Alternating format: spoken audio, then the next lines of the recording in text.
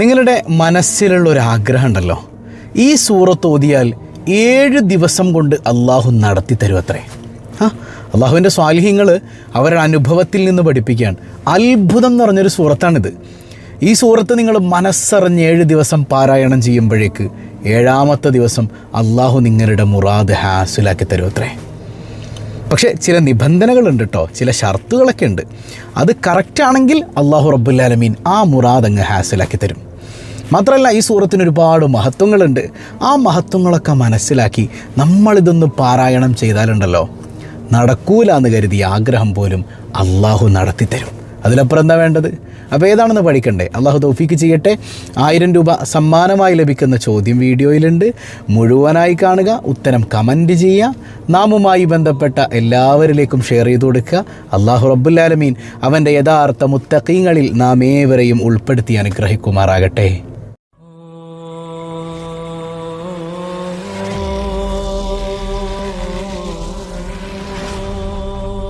അസ്സലാമു അലൈക്കും വറഹ്മത്തുള്ളാഹി വബറകാതുഹു. എന്തൊക്കെയുണ്ട് എല്ലാവരുടെയും വിശേഷം? സന്തോഷമല്ലേ? എവിടെ പുഞ്ചിരി ഒന്ന് വിടരട്ടെ.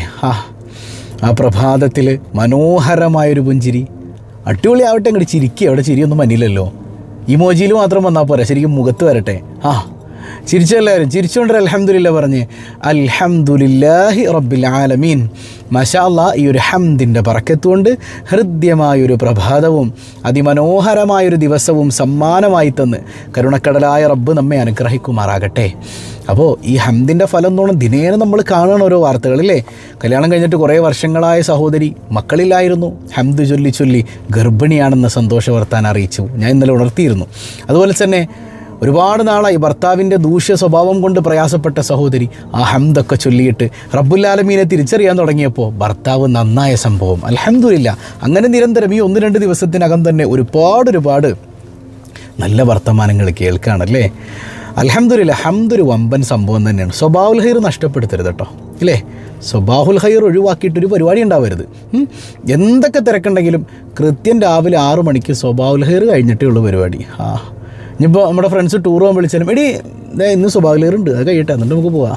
അല്ലെങ്കിൽ ഇനി യാത്രയുടെ ഇടയിലാണെങ്കിലും സ്വഭാവലേറിൻ്റെ സമയം നമുക്ക് എല്ലാവർക്കും അതിൽ പങ്കെടുക്കാമെന്ന് പറയണം. കാരണം ഹംദാണ് നമ്മുടെ വിഷയം. അള്ളാഹുവിന് ഹംദ് പറഞ്ഞ് തുടങ്ങിക്കഴിഞ്ഞാൽ ലൈഫ് സെറ്റാണ്. അള്ളാഹു തൗഫീക്ക് നൽകുമാറാകട്ടെ. ഇന്ന് അത്ഭുതം നിറഞ്ഞ ഒരു സൂറത്ത് നമുക്ക് പഠിക്കാം, ഇല്ലേ? ഈ സൂറത്തിൽ വളരെ കുറച്ച് ആയത്തേ ഉള്ളൂ, 93 ആയത്തേ ഉള്ളൂ. നമ്മൾ സാധാരണ യാസീനൊക്കെ ഓതുന്ന സമയം അത്രയും മതി ഈ സൂറത്ത് ഓതാനായിട്ട്. ഒരുപാട് നേരമൊന്നും വേണ്ട. നമ്മുടെ യാസീൻ ഓത്തൊരു വല്ലാത്ത ആദ്യ ഓത്താണ്. യാസീൻ ഖുർആനിലേക്ക് അങ്ങനത്തെ ഓത്തല്ല, മര്യാദക്കൊരു യാസീൻ ഓതുന്ന സമയമുണ്ടല്ലോ, ആ യാസീൻ ഓതുന്ന സമയം മതി ഈ സൂറത്ത് ഓതാനായിട്ട്. പരിശുദ്ധ ഖുർആനിലെ 27ാമത്തെ അധ്യായം സൂറത്തുൻ നംൽ. ചെറിയൊരു ഉറുമ്പിൻ്റെ പേരിലാണ് സൂറത്ത് അറിയപ്പെടുന്നത്, അല്ലേ? അതിൽ സുലൈമാൻ നബി അലൈഹി സ്വലാത്തു വസ്സലാം യാത്ര ചെയ്യുമ്പോൾ അവിടെ ഉറുമ്പിനോട് സംസാരിക്കുന്ന കുറേ കാര്യങ്ങളൊക്കെ ഉണ്ടല്ലേ. ഉറുമ്പിൻ്റെ സംസാരം കേൾക്കുന്ന സയ്യിദുന സുലൈമാൻ അലൈഹി സ്വലാത്തു വസ്സലാം. ആ സംഭവങ്ങളൊക്കെ വിശദീകരിക്കുന്ന വലിയ അത്ഭുതം നിറഞ്ഞൊരു സൂറത്താണ് യഥാർത്ഥത്തിൽ സൂറത്തുൻ നംൽ എന്ന് പറയുന്നത്. എൻ്റെ മനസ്സിലൊരു മുറാദുണ്ട്. എൻ്റെ ശബ്ദം കേൾക്കുന്ന സ്വബാഹുൽ ഖൈറിൽ പങ്കെടുക്കുന്ന എല്ലാവരുടെയും മനസ്സിലൊരു മുറാദുണ്ട്, ഇല്ലേ? മക്കത്തൊന്ന് പോകണം, മദീനത്ത് മുത്തുനബിയുടെ അടുക്കലൊന്ന് പോകണം, ഹബീബിനൊന്ന് കാണണം, കച്ചവടത്തിൽ ബർക്കത്ത് വേണം, കടക്കണിയിൽ നിന്ന് രക്ഷപ്പെടണം, ഒരു കുഞ്ഞിക്കാല് കാണണം, കല്യാണം നടക്കണം, വീട് പണി നടക്കണം, അങ്ങനെ തുടങ്ങി എണ്ണിയാൽ ഒടുങ്ങാത്ത മുറാദുകൾ നമ്മുടെ മനസ്സിലുണ്ട്. നല്ല നെയ്യത്തിൽ നമ്മൾ ഈ പറയുന്ന നിബന്ധനകളൊക്കെ വെച്ച് നിങ്ങളൊരു 7 ദിവസം ഈ സൂറത്തൊന്ന് ഓതി നോക്കൂ.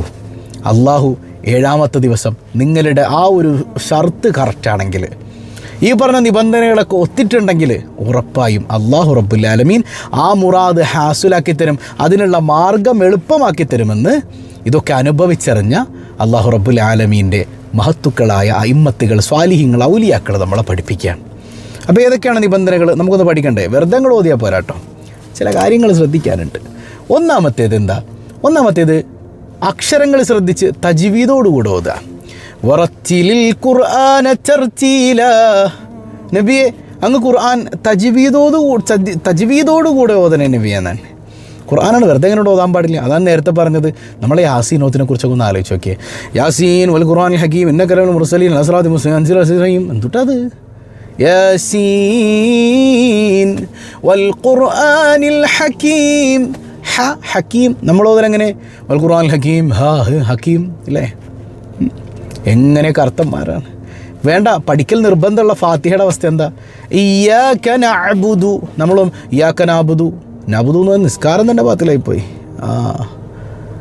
മനസ്സിലാവുന്നുണ്ടോ പറഞ്ഞു? അൽഹംദുലില്ലാഹി റബ്ബിൽ ആലമീൻ, നമ്മൾ അൽഹംദു എന്ന് ഓതിയാൽ നിസ്കാരം തന്നെ ബാത്തിലായിപ്പോയി.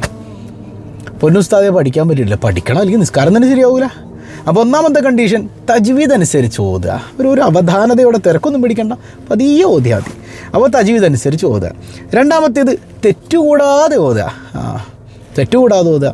നമുക്കിപ്പോൾ യൂട്യൂബിലൊക്കെ സൂറത്തുൻ നംലിൽ നിന്ന് അടിച്ചു കൊടുത്താൽ പല വ്യത്യസ്തങ്ങളായ ഇമാമിങ്ങളുടെ പാരായണങ്ങൾ നമുക്കതിലിങ്ങനെ കേൾക്കാം. നല്ല ഇമ്പമാർന്ന പാരായണങ്ങൾ അല്ലേ. ഖുർആനിൻ്റെ ഒച്ചൊക്കെ ഒന്ന് കേൾക്കിടക്കിടക്ക് മനസ്സിന് സമാധാനമാണ്. ഈ മ്യൂസിക് കേൾക്കുക എന്ന് പറയുന്നത് പിശാചിൻ്റെ സ്വഭാവമാണ്. ആ സമയത്ത് നമുക്ക് സമാധാനം കിട്ടുന്നുണ്ടെന്നുള്ളത് താൽക്കാലികമായി പിശാച് തോന്നിപ്പിക്കുന്നൊരു സംഗതിയാണ്. യഥാർത്ഥ സമാധാനം കിട്ടൂല. അത് ഖുർആൻ കൊണ്ടേ കിട്ടുള്ളൂ, സ്വലാത്ത് കൊണ്ടേ കിട്ടുള്ളൂ. മുത്ത് ഹബീബിൻ്റെ മദ്ഹുകളൊക്കെ കേൾക്കാട്ടോ. ഹറാമായ സംഗീതം കൊണ്ട്, ഹറാമായ മ്യൂസിക് കൊണ്ട് ഒരിക്കലും പറ്റൂല. അതുകൊണ്ട് സമാധാനം കിട്ടൂല. അപ്പോൾ നല്ല നിലക്ക് തെറ്റില്ലാതെ അക്ഷരശുദ്ധിയോടുകൂടെ ഓതുക. മൂന്നാമത്തേത് നല്ല നെയ്യത്തോടുകൂടെ ഓതുക. ഏതായാലും ഉസ്താദ് പറഞ്ഞല്ലേ, ഒന്ന് ശ്രമിച്ചു നോക്കാം. ആ ശ്രമം അല്ലാഹ്ക്ക് വേണ്ട കേട്ടോ. ശ്രമിച്ചു നോക്കലൊന്നും ഇവിടെയില്ല. നമ്മൾ പഠിച്ചു, ഇൻഷാ അല്ലാഹ് എൻ്റെ റബ്ബ് എൻ്റെ ആഗ്രഹം ഉറപ്പായി സാധിപ്പിച്ചു തരും. ഇന്നമൽ അഅ്മാലു ബിന്നിയ്യാത്ത്.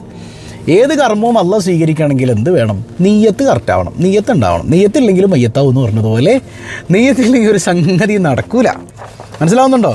ഏതായാലും ഉസ്താദ് പറഞ്ഞ് ഒന്ന് എറിഞ്ഞു നോക്കാം, ഒന്ന് എറിഞ്ഞു നോക്കാം. അപ്പോൾ അങ്ങനെ എറിഞ്ഞു നോക്കിയാൽ പറ്റൂല. നമ്മുടെ കൽബറിയുന്ന നാഥൻ, രഹസ്യത്തെ പടയ്ക്കുന്ന നാഥൻ, അവനെ പറ്റിക്കാൻ പറ്റുമോ?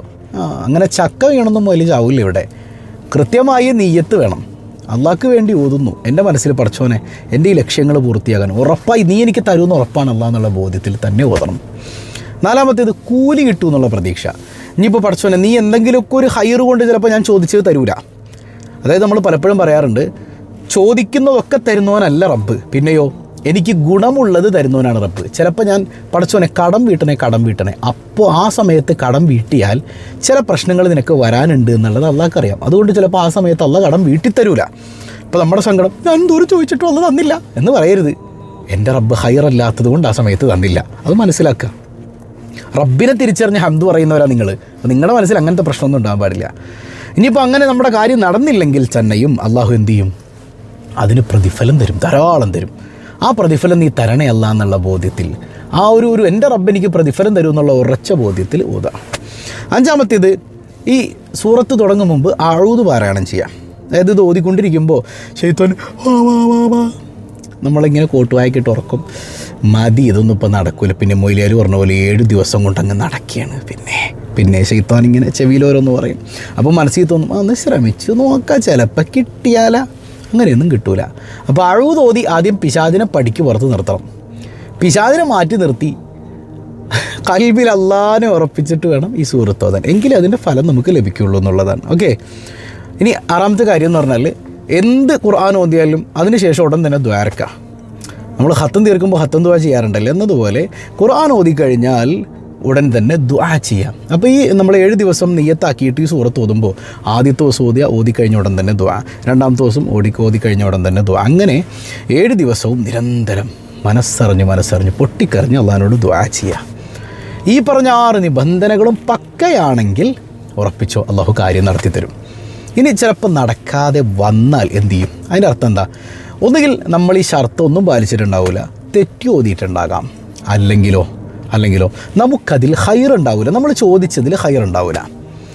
മക്കളെ പടച്ചോനെ കല്യാണം കഴിഞ്ഞിട്ട് കൊല്ലങ്ങളായി, ഞാനിപ്പോൾ 7 ദിവസം നെയ്യത്താക്കി ഓതുകയാണ്.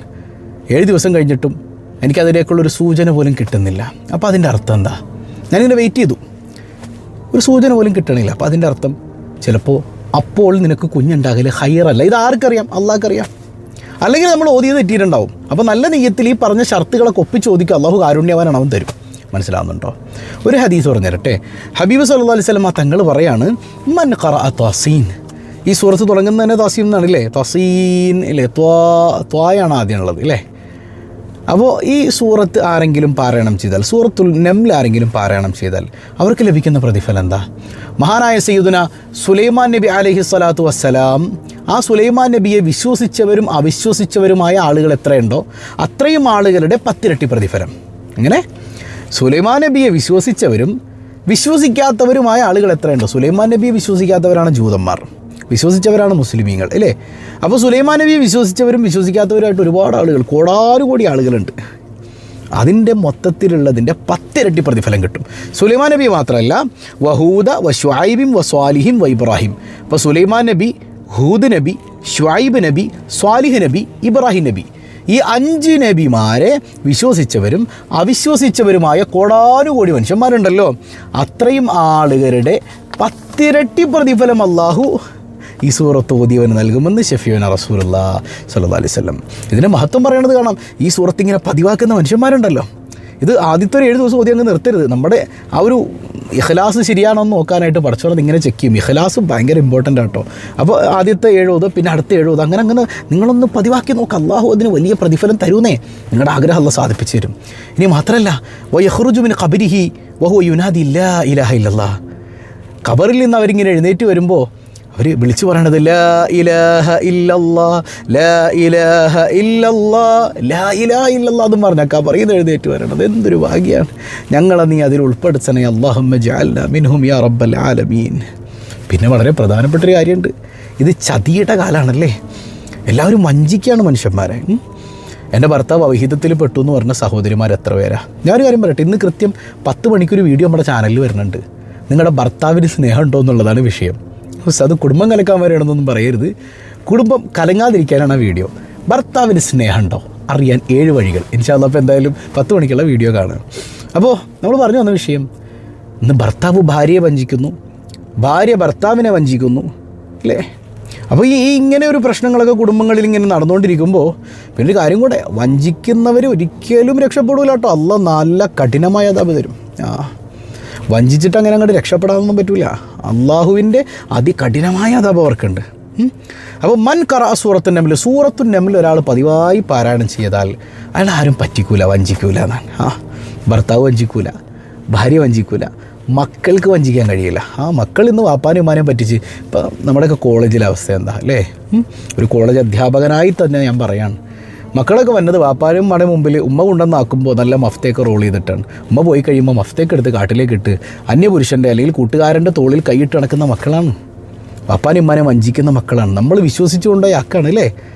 എന്നാൽ മക്കൾ വഞ്ചിക്കൂല. ഈ സുഹൃത്ത് പതിവാക്കിക്കോ. മാതാപിതാക്കൾ മക്കളെ വഞ്ചിക്കണ ആളാണ്. അങ്ങനെ മാതാപിതാക്കളും വഞ്ചിക്കൂല, പതിവാക്കിക്കോ. മനസ്സിലാവുന്നുണ്ടോ? അപ്പോൾ വഞ്ചനയിൽ നിന്ന് പ്രത്യേകിച്ച് ബിസിനസ്സുകാരൊക്കെ ഇത് ശരിക്കും ഡെയിലി പാരായണം ചെയ്തു കേട്ടോ. ഒരുപാട് വഞ്ചനയുടെ മേഖലയാണ് യഥാർത്ഥത്തിൽ ബിസിനസ്സും മറ്റു മേഖലകളൊക്കെ.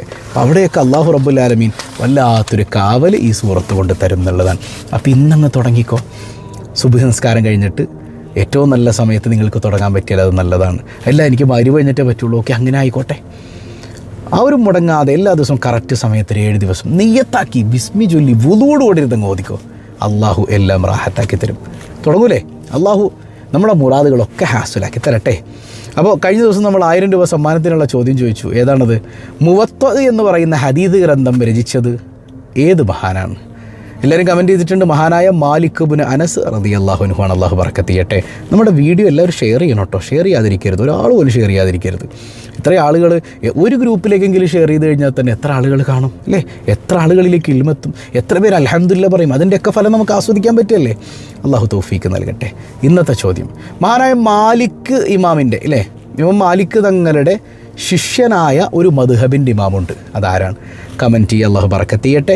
പതിവായി ചൊല്ലുന്ന ദിക്ർ സുബ്ഹാനല്ലാഹി വബിഹംദിഹി عدد خلقه ورضا نفسه وزنة عرشه ومداد كلماته سبحان الله وبحمده عدد خلقه ورضا نفسه وزنة عرشه ومداد كلماته سبحان الله وبحمده عدد خلقه ورضا نفسه وزنة عرشه ومداد كلماته الحمد لله رب العالمين اللهم صل على سيدنا محمد وعلى آل سيدنا محمد അർഹമുർ റഹീമായ കരുണക്കടലായ റബ്ബേ, ഞങ്ങളുടെ സദസ്സ് നീ സ്വീകരിക്കണേ അല്ലാ. ഈ പരിശുദ്ധമായ സദസ്സിൻ്റെ ബർക്കത്ത് കൊണ്ട് ഞങ്ങളുടെ മുറാദ് ഹാസിലാക്കണേ അല്ലാ. പറഞ്ഞത് ജീവിതത്തിൽ അന്വർത്ഥമാക്കാൻ തൗഫീക്ക് നൽകണേ അല്ലാ. നിൻ്റെ കാരുണ്യം നൽകണേ അല്ലാ. ഇതിൻ്റെ മിസ്ല സവാബ് അഷ്റഫുൽ ഖൽഖ് റസൂലുള്ളാഹി സ്വല്ലല്ലാഹു അലൈഹി വസല്ലം തങ്ങളിലേക്ക് എത്തിക്കണേ അല്ലാ. അവിടുത്തെ മദദ് നൽകണേ അല്ലാ. അസുഖബാധിതർക്ക് ശിഫ നൽകണേ അല്ലാ. സന്താനങ്ങളെ സ്വാലിഹീങ്ങളാക്കണേ അല്ലാ. മനസ്സിൽ എന്ത് മുറാദ് വെച്ചുകൊണ്ടാണോ ഈ സദസ്സിലിരിക്കുന്നത്, എന്ത് മുറാദാണെങ്കിലും ഹാസിലാക്കണേ അല്ലാ. തൊഴിലുകളിൽ ബർക്കത്ത് ചെയ്യണേ അല്ലാ. സിഹറുകൾ കണ്ണേറുകൾ ബാത്തിലാക്കണേ അല്ലാ. ഞങ്ങളിൽ നിന്ന് മൺമറഞ്ഞ മാതാപിതാക്കൾ, ബന്ധുമിത്രാദികൾ, ഇണകൾ, സന്താനങ്ങൾ എല്ലാവർക്കും മഗ്ഫിറത്ത് നൽകണേ അല്ലാ. ജീവിച്ചിരിക്കുന്നവർക്ക് ആഫിയത്തുള്ള ദീർഘായുസ് കൊടുക്കണേ അല്ലാ. ഞങ്ങളെയും ഞങ്ങളിൽ നിന്ന് വിട പറഞ്ഞവരെയും അഷ്റഫുൽ വറ റസൂലുള്ളാഹി സ്വല്ലല്ലാഹു അലൈഹി വസല്ലമ തങ്ങളോടൊപ്പം നിൻ്റെ കാരുണ്യം കൊണ്ട് ഒരുമിപ്പിക്കണേ അല്ലാ.